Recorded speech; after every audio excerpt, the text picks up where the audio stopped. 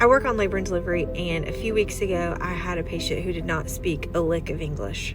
And my goal when caring for somebody who does not speak English is to connect with them the same way that I would connect with somebody who speaks the language that I speak. And I tell them, I am not going to let a language barrier keep me from speaking to you the same way I would speak to anybody else. But sometimes there are moments when communication can't happen in the same way. So my patient was about 8 centimeters dilated, and at shift change, her water broke.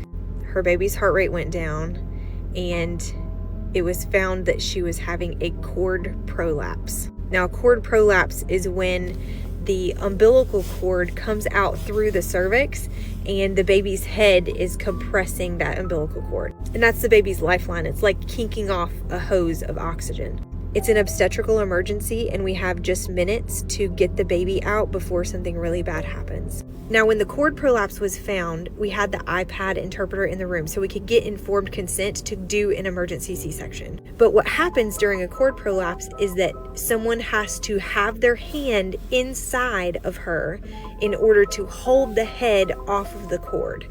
And that person rides in the bed with her all the way back to the operating room and through the surgery until the baby is out. And because I was her nurse, that person was me.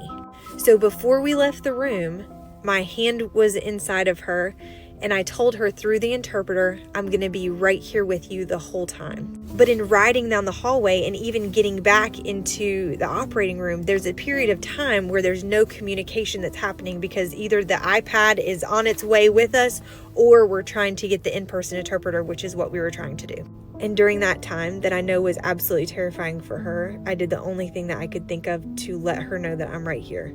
And while my right hand was inside of her, keeping her baby alive, I reached up with my left hand and found her hand.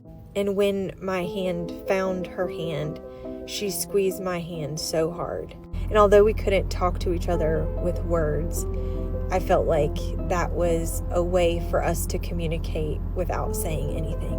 And just a few minutes later during the C-section, while my hand is inside, I felt the doctor's hand take the baby. And he came out crying.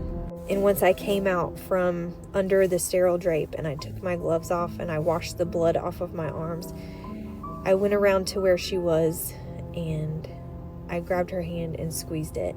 And she said through the interpreter, "Thank you for staying with me."